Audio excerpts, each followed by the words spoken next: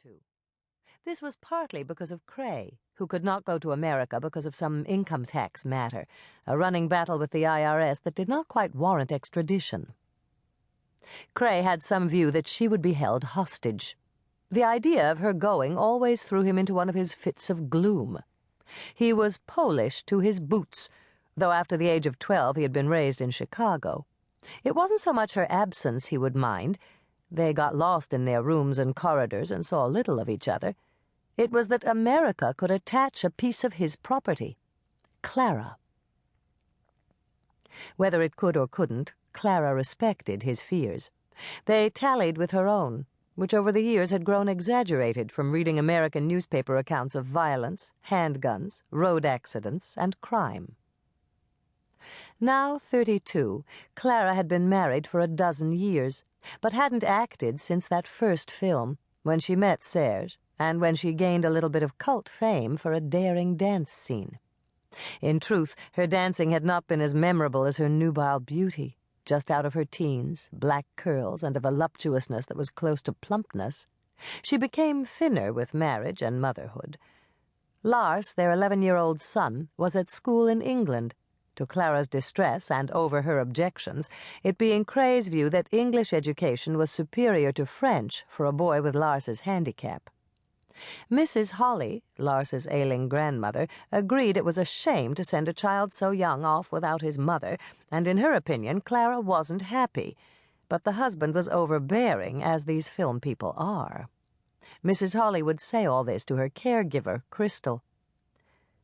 "There's 9 hours time difference between here and France," Mrs. Holly would always add, it being so odd to think of Clara all the way on the other side of the world where it was dark when the sun shone in Oregon. Clara was controversial in the American community. The natural suspicion people are apt to feel of above-average beauty was allayed by her apparent modesty and intelligence. A certain loftiness was attributed to shyness, so that people could almost forget about how she looked.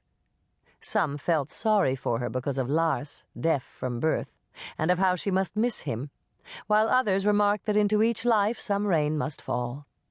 Yet there was also the fact, undeniable, that the possessors of good fortune tend to take it for granted and then to expect it, and Clara was no exception. In her own view, she may have felt she had mysteriously earned her looks, wealth, and good fortune by the conscious exercise of virtue. Chapter 2. Tim. The night the American journalist Thomas Ackroyd Nolinger met the former actress Clara Holly in Paris, without, he says, special presentiment at the time, he had by coincidence been talking about Serge Cray that very morning in Amsterdam in connection with an interesting crime.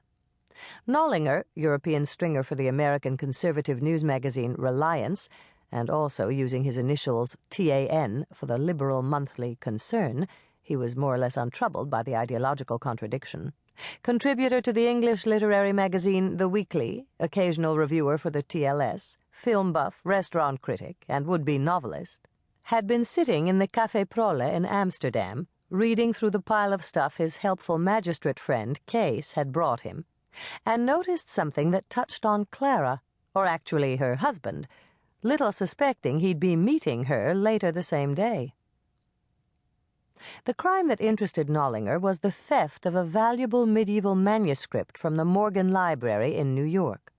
Though far away, it connected surprisingly to his own life, when he read, in the list Case gave him of prominent collectors of incunabula and illustrated manuscripts, not only the well-known name of Serge Cray, the reclusive director, but the names of a couple of people he had actually met in Frankfurt. These were people the criminals might be expected to try to sell their stolen loot to. The list of manuscript collectors had been compiled by Interpol, with the cooperation of the International Booksellers Association, from auction catalogues and records of private sales.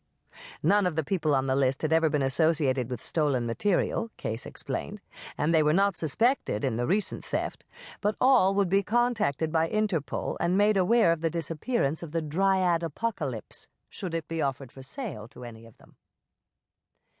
The Americans have some reason